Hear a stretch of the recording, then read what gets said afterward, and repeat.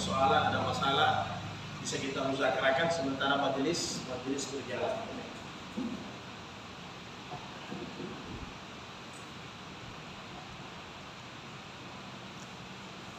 An-Nafi' an Ibnu Umar radhiyallahu anhu magal, dari Nafi' dari Ibnu Umar bahwa mereka berkata, naha Rasulullah sallallahu alaihi wasallam anis sigar. Rasulullah melarang, mengharamkan perkawinan sigar. Apa itu sigar? Jadi Nafi' menjelaskan, was-sigaru, sigar itu adalah ayyuzawwaja rajulun natahu, seorang bapak mengawinkan anaknya kepada seorang laki-laki. Ala ayyuzawwijuhul akharu natahu, dengan pensyaratan laki-laki itu nikahkan juga anaknya ke bapak itu. Jadi sigar ini namanya pernikahan tukar, ya. Kalau bahasa kita kira-kira pernikahan tukar. Ya, walaysa bainahuma sadaqun, keduanya tanpa mahar. Keduanya tanpa mahar. Muttafaqun alaih, Bukhari Muslim. Jadi begini, tuan. Kita bahas tentang sahih. Kembali lagi saya ulang, karena kita yang dulu dalam majelis tiap Jumat berbeda-beda, jadi kita disebut. Jadi pemahaman orang sekarang, mahar itu adalah uang panai, itu yang salah. Ya, artinya kurang tepat. Sudah begini karena hadis-hadis Nabi, orang jarang belajar. Jadi makanya banyak persoalan laki-laki melamar gara-gara uang panai tidak jadi. Ini saya ulang-ulang terus, ini sudah 5 kali pertemuan tentang nikah. Karena pandangan kita uang mahar itu adalah uang panai, tidak. Uang panai itu adalah uang walimah, uang makan. Dan ini standarnya menurut agama, awlim walau bi sya'tin, kata Nabi. Buat acara makan walaupun hanya 1 ekor kambing. Ini standarnya kalau uang panai. Bahkan Nabi, dia dalam hadis-hadis saya, Sauda Ummu Habibah dikawini hanya apa? Sekantang kurma dengan susu satu cerek. Dihilangkan untuk sahabat Nabi. Ini acara walimahnya Nabi. Tapi berapa maharnya? 20 onta. Maharnya 20 onta. Ini yang dalam ayat wa'atul nisa sadukatihinna nikhla. Berikanlah mahar yang terbaik bagi wanita yang engkau mau kawini. Itu. Ini kalau hanya acara makan-makan gampang. Ente akad nikah bawa di Mas Joko boleh, selesai. Ini karena kita terbalik, mahar ini uang panai, ini yang jadi pikiran bertahun-tahun. Laki-laki mencari luar biasa, perempuan juga berpikir berapa saya mau kasih naik. Persiapannya luar biasa. Hanya persiapan catering, ya maaf, bukan tidak boleh. Bukan persoalan persiapan bagaimana anaknya sudah tahu memasak, sudah tahu mendampingi suaminya, bagaimana anaknya sudah mengerti tanggung jawab kepada istrinya. Bukan pendidikan itu yang diutamakan, tapi baju pengantin 1 kali duduk, ganti sampai 3 kali. Akad nikah lain pakaiannya, walimah lain pakaiannya, duduk bersanding lain pakaiannya, 4 pakaian. Pas akad nikah kemari, zaujatu, akad nikah kemari, saya kawinkan zaujatu, saya kawinkan kau undang anak, tinggal diterima kabil itu seperangkat alat 1 buah Al-Quran. Nah, ini murah sekali kita punya mahar. Masa mahar seperangkat alat salat? Ini saya ulang-ulang terus. Karena yang di otaknya orang tua adalah uang panai. Mahar dia tidak perhatikan, ini kemuliaan wanita. Dulu kalau ada sahabat datang sama Nabi mau menikah, Nabi bilang berapa hektar ya kamu kasih korban? Berapa ekor mau kasih unta? Karena itu haknya perempuan. Karena jangan nanti terjadi baru 1 bulan berumah tangga cerai, perempuan ada pegangan. Karena dia sudah dicicipi, ini kata kasarnya begitu. Jadi Rasulullah, Islam sudah meletakkan kemuliaan wanita itu. Sudah ada kemuliaannya. Nah, ini yang kita harus rubah pelan-pelan persepsi kita. Jadi seolah-olah uang panai itu yang mahal. Uang panai 100 juta, 200 juta, maharnya seperangkat alat salat. Ya kan begitu. Harusnya dibalik. Uang naik 1 juta untuk makan, mahar 50 juta untuk perempuan. Dan ingat, wali tidak boleh ganggu mahar dari anaknya. Tidak boleh dia ganggu. Ini tidak, mahar jadi pakai beli ranjang. Jadi sigar itu, kita kembali ke konteks ini. Perkawinan tukar. Si A dengan si B, taruhlah bersahabat. Ini di zaman Arab Jahiliyah terjadi. Si A ini punya anak perempuan, si B juga punya anak perempuan, ya? Bos, anak lama ente punya anak. Oke.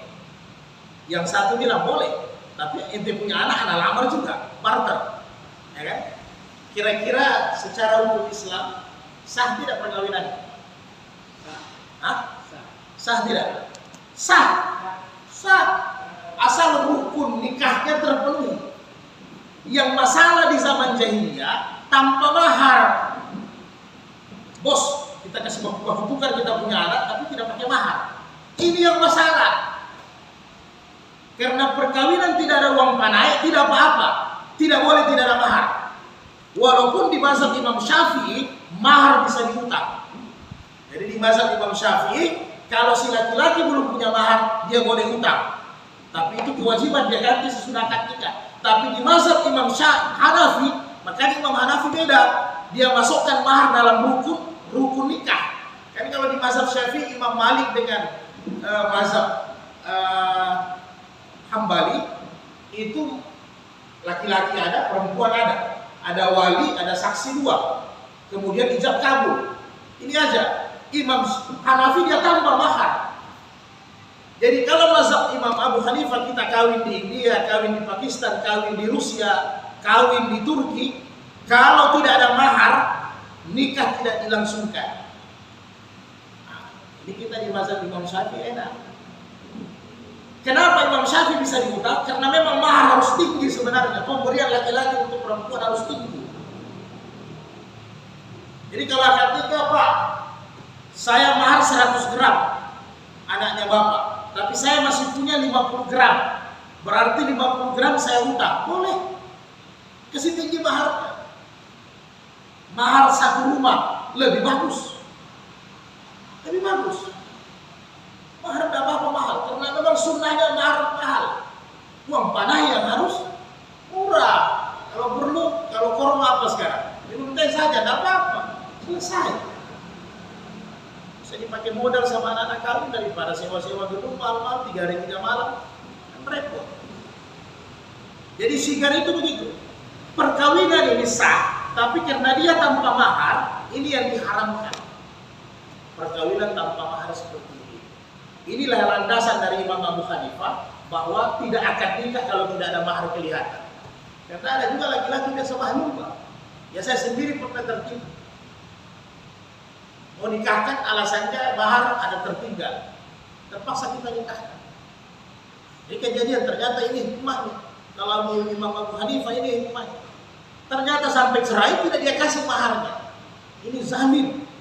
Dia sudah cicipi perempuan, maharnya dia tidak berikan. Dosa itu. Kalaupun nanti sesudah menikah, ada ini susahnya standar kita punya Kementerian Agama dia tahu dulu kan kalau zaman kita dulu 90-an 11.000 di buku nikah ya 11.000 landasan tidak 11.000. Nah baru kalau kita 11.000 dulu baru tahun 2000-an dikasih naik 111.000 sekarang 1.100.000 berarti ya 1.100.000 ya biasanya laki-laki. Jadi bagaimana kalau sudah perkawinan, bahkan sudah ada anak, boleh enggak laki-laki ambil ini uang maharnya, umpamanya uang maharnya 50 juta, dia simpan di bank, kemudian laki-laki butuh modal, dia mau ambil ini tanpa izin istrinya, haram, tidak boleh Pak, riba itu. Walaupun Anda punya istri sendiri, karena ini haknya dia, seumur hidup dia yang punya, Jadi andai kata mahar kita 1-2 kebun, mahar kita 1 hektar kelapa, tidak boleh kita makan, tidak boleh kita ambil, apalagi kita gadaikan tanpa keputusan dari istri. Bukan minta izin, keputusan dari istri. Nggak bisa. Marwah kita laki-laki. Ini tidak sudah 11.000 diambil baru 3 kali kagum di kantongan. Masya. Tidak ada. Jangan. Mahar itu disimpan. Aisyah itu mahar dari Nabi. Walaupun Nabi itu biasa dalam rumah tangga hampir tidak ada hartanya. Tapi dari mahar Nabi tinggi itu yang disedekahkan Aisyah setiap saat. Karena memang maharnya itu 20 ekor unta. Jadi nikah sigar itu haram tanpa mahar. Jadi pernikahan boleh, laki-laki bersahabat mengawinkan anaknya sama-sama boleh, tapi biasanya kita di Indonesia kurang etis. Jadi tapi bukan persoalan hukum. Kalau persoalan hukum haram atau halal, ya kan, sah atau tidak. Secara hukum sah, tetapi biasanya kurang etis. Yang etis itu anak dengan anak saja nikah sekali. Ya. Nah, tapi sah boleh, nggak apa-apa. Jadi itu namanya nikah sigar. Jadi nikah yang diharamkan itu, lalu sudah kita bahas 2. Nikah yang diharamkan itu 1 ini nikah sigar, tidak boleh. Nikah tanpa mahar. Kemudian bukan hanya anak, adik dengan adik juga boleh. Saya punya adik, yang satu punya adik, kemudian adiknya inilah dikasih waktu kawin tanpa mahar. Itu haram, tidak boleh. Bukan perkawinannya, caranya itu tidak boleh. Nabi larang, diharamkan. Jadi adik dengan adik juga bisa. Jadi nikah yang diharamkan nikah fasad. Dalam ilmu fikih disebut dengan nikah fasad, yaitu nikah sigar begini. Yang kedua nikah mut'ah. Ya. Yang ketiga nikah wanita yang sudah dihitbah. Wanita yang sudah dihitbah. Itu tidak boleh. Kemudian nikah muhamil.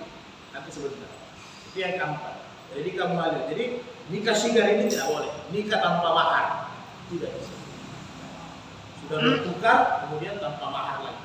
Tidak boleh, diharamkan sama Nabi. Karena itu tradisinya orang jahiliyah. Tidak bisa. Karena orang jahiliyah itu tanpa mahar, tapi dia punya pesta berhari-hari.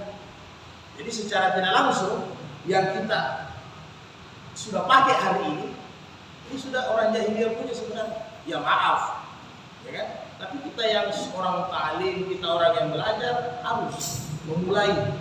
Gimana yang dibuat tadi, sebenarnya pelan-pelan kita harus mulai. Karena perkawinan dalam agama tidak ada 2 hari 3 hari. Satu saat itu saja habis jam kawin selesai. Ini kan perkawinan luar biasa. Bagaimana uang panai tidak memaham? Ya kan? Ya maaf saja, acaranya banyak. Antar belanja lah, ininya dan semua ini yang membutuhkan banyak material, banyak materi. Pusing, apalagi kalau berutang sudah. Nah, inilah yang terjadi. Lalu sudah saya bahas bagaimana status hukum amplop kan. Gara-gara begitu orang mengejar-kejar amplop. Ini yang diharapkan oleh agama. Tidak bisa. Kita berutang untuk acara makan tidak boleh. Berutang itu di bab utang lalu sudah kita bahas. Berutang itu dalam fikih, dalam hukum ada 3 tempat saja. Yang lainnya haram, tidak boleh. Gara-gara acara walimah, mahar boleh kita berutang, tapi untuk acara makan tidak boleh kita berutang. Karena itu tidak ada kewajiban untuk itu. Akhirnya biasa sudah. Jadi soal tidak apa-apa. Kita belanja saja, panggil elektron saja, tidak apa-apa. Panggil MC bayar mahal, sewa gedung, tidak apa-apa. Kenapa? Insya Allah nanti amplopnya banyak. Alhamdulillah. Bisa. Tidak ada tradisi-tradisi begitu, tidak boleh kita biarkan. Bisa. Itu harus pelan-pelan dihilangkan. Sedangkan kita jabatan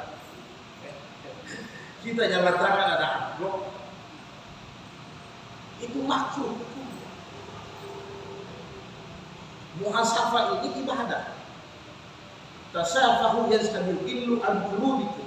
Berjabat tangan kalian kata Nabi, di situ ibadah, supaya kamu punya cinta tambah kuat, kamu punya hasad itu keluar, kebencian itu hilang. Ini jabat tangan ibadah. Ma muslimaini yaltaqiyani, tidaklah seorang muslim bertemu berjabat tangan, ya kan, sebelum berpisah, kecuali diampuni dosa-dosanya. Jabat tangan ini ibadah. Ada jabat tangan ampun hilang. Jangan biasa. tahu amplop, mau kasih amplop, kasih masuk kantor.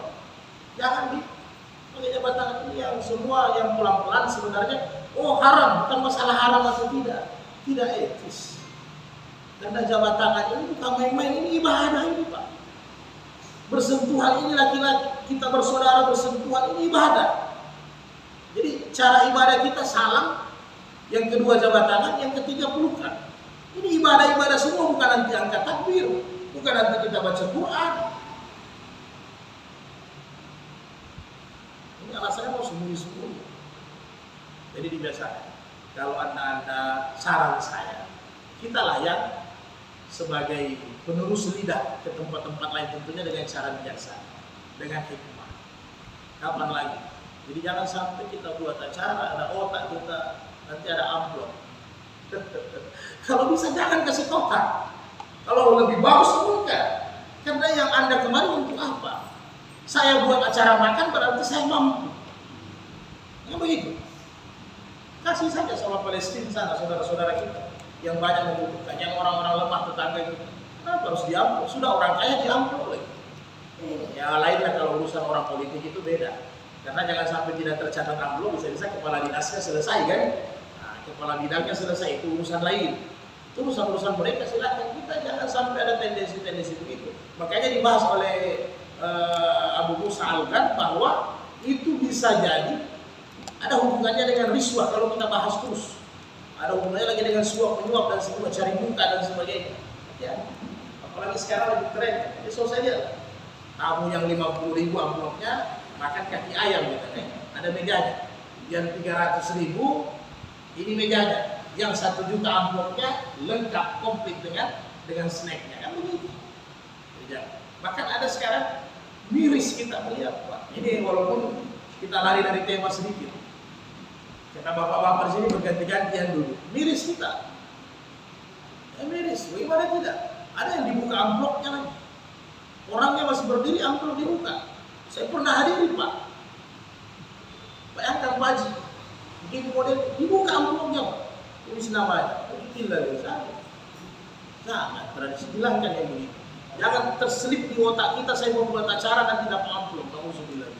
Kalaupun selama ini kita pakai amplop ya, minimal jangan sampai kena sama kita. Pelan-pelan dihilangkan ini budaya tidak bagus. Anda buat acara walimah berarti Anda mampu. Kalau Anda tidak mampu, jangan buat pesta makan. Kan begitu. Jangan kita buat pesta makan. Bahkan ada lagi di undangan tidak mahal. Kalau orang selatan bilang dia aja sirik, nah dia tulis lagi di undangan. Apabila alangkah baiknya, indahnya, pernah baca undangannya.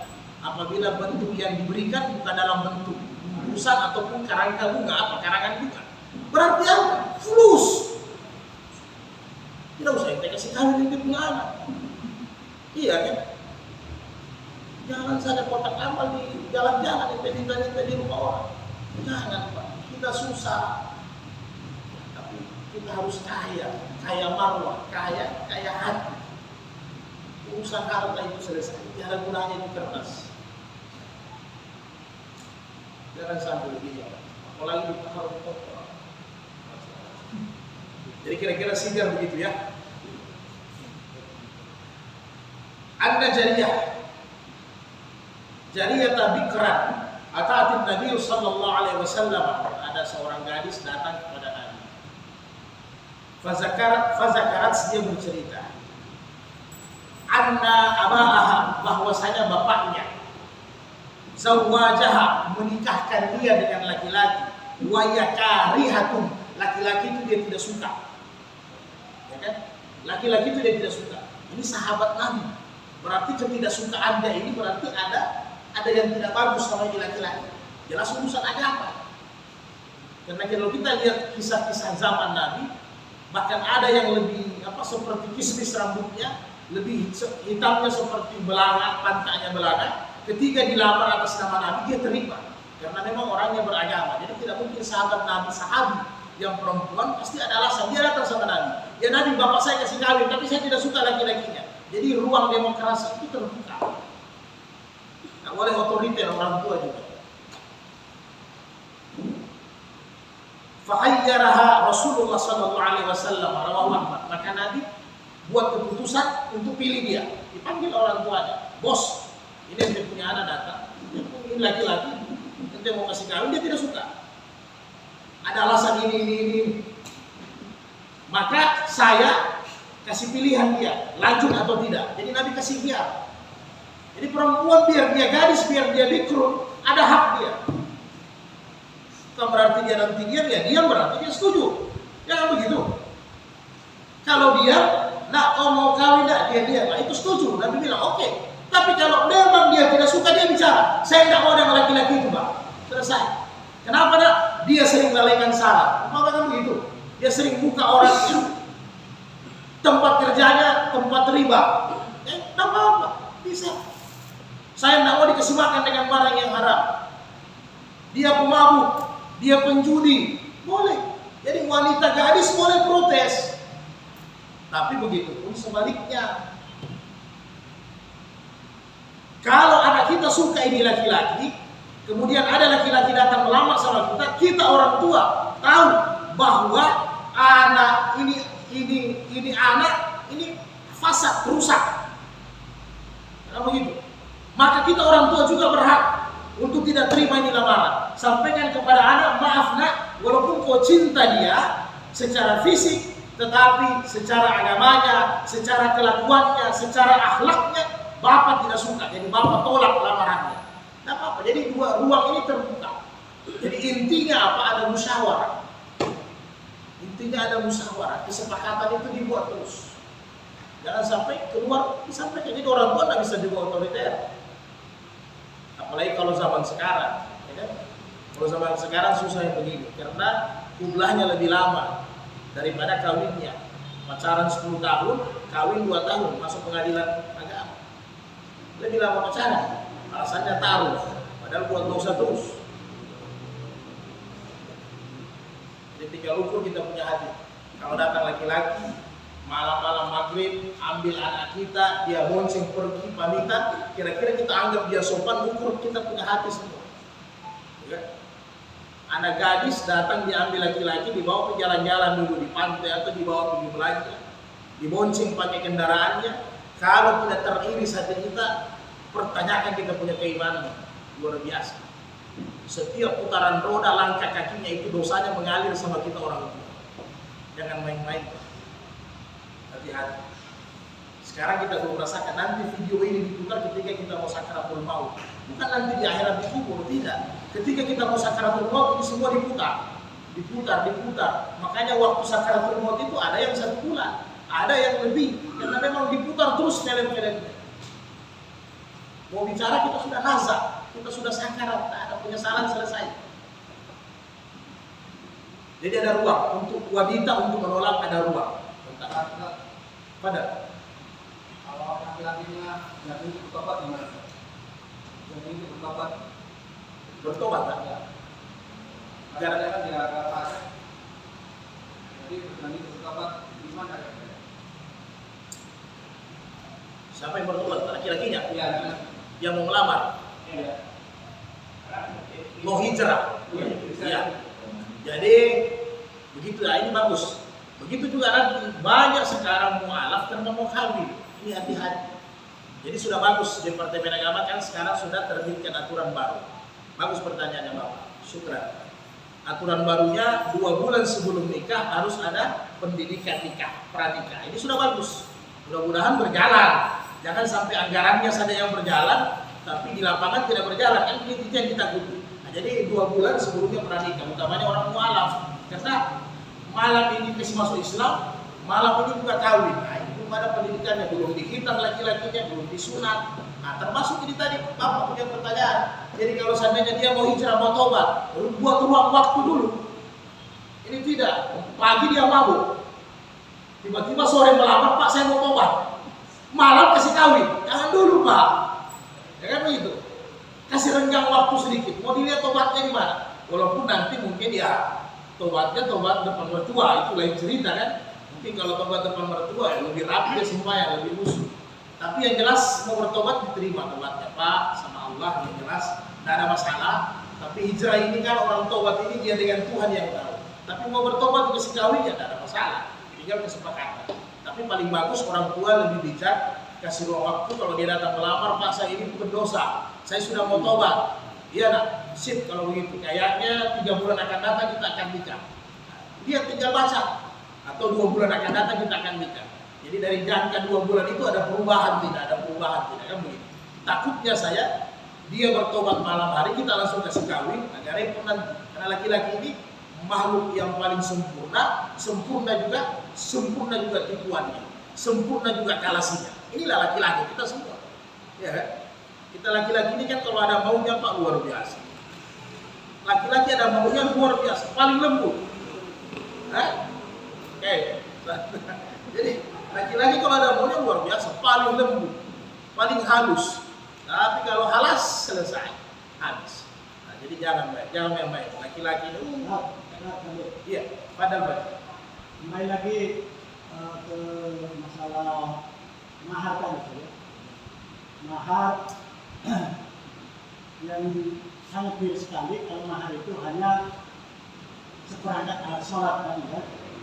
Tetapi hampir sebagian besar kita digunakan sekarang mahar emas 1 gram dengan seperangkat alat sholat. Seperti begitu karena normal ya. Yang miris sekali ini hanya seperangkat alat sholat. Kasihan ini perempuan yang tidak kasih harga, tidak kasih nilai. Kedua, yang saya tanyakan, apakah bisa perempuan itu untuk wali? Jadi wali.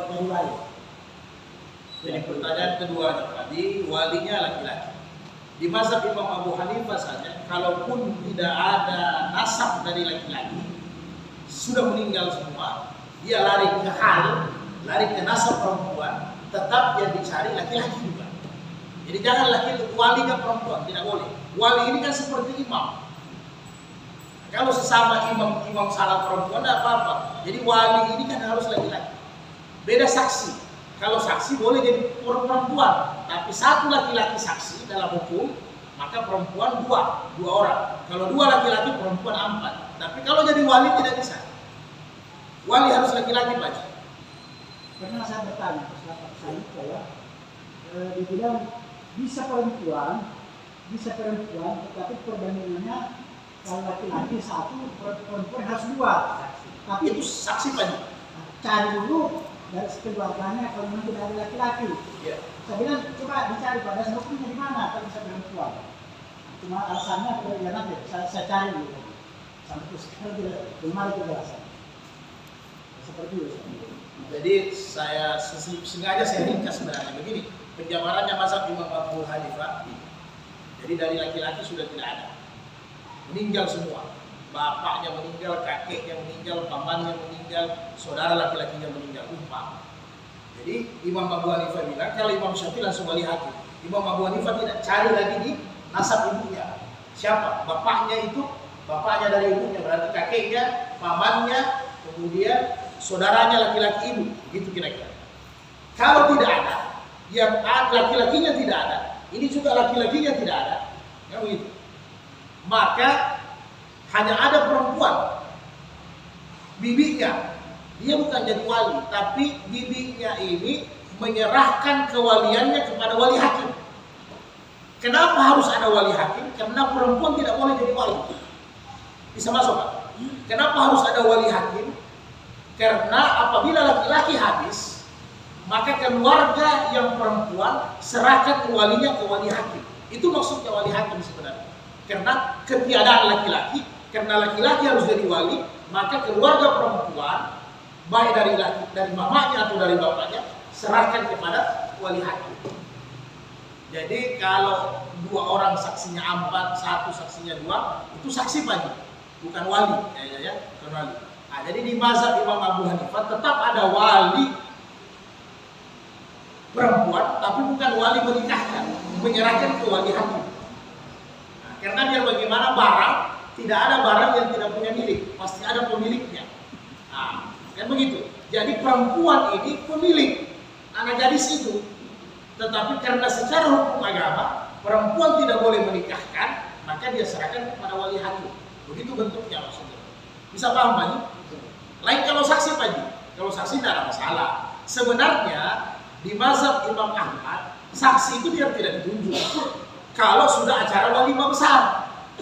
Ya kan? Jadi saksi itu bukan hanya 2 orang, hanya administrasi negara, surat-surat. Kan kalau semua yang hadir jadi saksi, kotor ini buku. Bisa-bisa buku ini kan sebesar begini. Ya kan begitu. Jadi sebenarnya yang hadir sudah saksi semua. Umpamanya sekarang ada nikah, kita semua ini sudah saksi biar tidak ditunjuk. Saksi ini biar tidak ditunjuk otomatis secara hukum. Tapi administrasi negara butuh 2 orang saksi. Karena tidak mungkin juga pernikahan harus dihadiri ramai semua. Ada juga pernikahan kan dihadiri pas-pas. Kedua mempelai, bahkan ada online dan sebagainya kan. Kedua mempelai, ada yang menikahkan, ada saksi 2, bisa jadi hanya 4-5 orang. Bisa Pak Haji ya? Bisa. Oke. Yang kalau mahar Pak Haji, sebenarnya kita tidak ada masalah mahar seperangkat alat salat. Kalau masjidnya itu ulang-ulang saya bilang. Kalau seperangkat alat salat tidak ada masalah, asal masjidnya ikut Pak Haji. Ya kan? Hanya persoalannya Pak Haji, seperangkat alat salat hanya talukun dengan sejadah. Ini masalahnya. Masjidnya tidak ada. Nah, kalau seandainya ikut masjidnya ya bagus. Maharnya masjid, subhanallah kan? Ya pada. Ini wali paman masih hidup. Terus bila perempuan mencari laki-laki, apakah laki-lakinya beda dua atau masih di dalam paman dan Pamannya dulu. Jadi nasab itu bapak kandung, baru kakek kandung, baru paman kandung, baru adik kandung. Jadi ini ada memuliakan istilahnya. Jadi kalau masih hidup kakek bapaknya, bahkan kalau masih hidup bapaknya, kemudian bapak itu serahkan ke kakeknya, bapaknya dia serahkan ke bapaknya, itu bagus, tidak ada masalah. Karena dalam agama kakek dengan bapak sama. Dalam agama kakek dengan bapak itu sama. Makanya panggilan-panggilan dalam bahasa Arab itu sama sebenarnya, kakek dengan bapak. Begitu juga bahasa-bahasa daerah kita. Kan tidak semua orang panggil nenek kan, panggil bapak, panggil ambo. Nah, itu sama, memang statusnya sama. Nah, jadi kalau masih ada bapak, sebagusnya bapak. Kalau tidak ada ya nasab peringkat 2 adalah kakeknya. Nasab peringkat 3 adalah pamannya, baru saudara laki-lakinya. Jadi saudara laki-laki di bawah. Nah, ada yang masukkan 10 kali tidak masuk. Bukan, itu sudah bukan mahram, paman. Yang pertama paman daripada saudara kandung. Iya, paman dulu Pak. Aminnya dulu, baru saudaranya. Aminnya dulu. Inilah memuliakan orang tua. Jadi Islam ini bukan hanya sekedar kewalian, tapi di sini ada pemuliaan, penghormatan kepada orang tua. Ya kan begitu? kalau lompat? Ya harus izin pamannya, tidak ada masalah. Sebenarnya kalau ada umpamanya antara paman dengan empat ini ada, ya kan? Empat ini ada. Bapaknya gugup, ya kan? Gemetar, ya kan begitu? Demam panggung, kan ada saja persoalannya kan? Nah, demam panggung apa? Oke, bapaknya serahkan ke kakeknya. Kakeknya persoalannya sudah tua, lafaznya tidak jelas, giginya habis, ya kan begitu? Ada saja, atau tiba-tiba asam uratnya naik, maka ada pamannya, tiba-tiba pamannya bisu. Ya, fikih begini Pak, fikih kita belajar fikih ini seperti belajar ekonomi, seperti belajar akuntansi, harus menghayal, harus memang begitu sudah. Jadi tiba-tiba bisu dia punya paman, berarti laki-lakinya, saudara laki-lakinya, tiba-tiba saudara laki-lakinya belum cukup umur, ya deh. Karena yang belum balik tidak boleh jadi wali. Yang belum balik tidak boleh jadi wali. Umur 7 tahun. Umur tidak ada masalah. Yang persoalannya ihtilam, dia sudah mimpi tidak, kan begitu. Walaupun dia 6 tahun, tapi kalau sudah mimpi berarti balik. Ya kan begitu. Bisa jadi Pak, media sosial hari ini kan mempercepat orang balik. Nah, jadi intinya dia sudah balik. Jadi tiba-tiba ada tapi balik. Wali hakim. Jadi keempat ini ada terpaksa wali hakim. Ini Pak, ini masalahnya antara paman dengan yang dikasih ini ada konflik keluarga.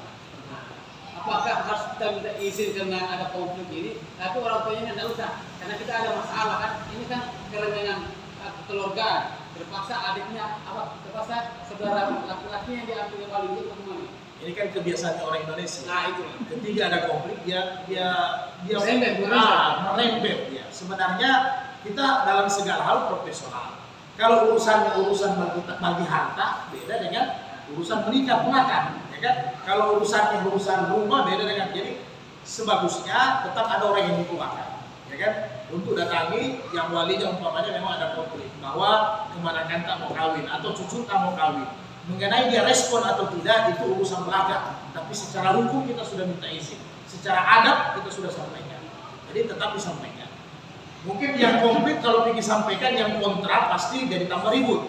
Jadi nanti misalkan pakai wakalah, perwakilan. Biasanya perwakilan yang begini bagus ibu-ibu, jangan bapak-bapak, ya kan?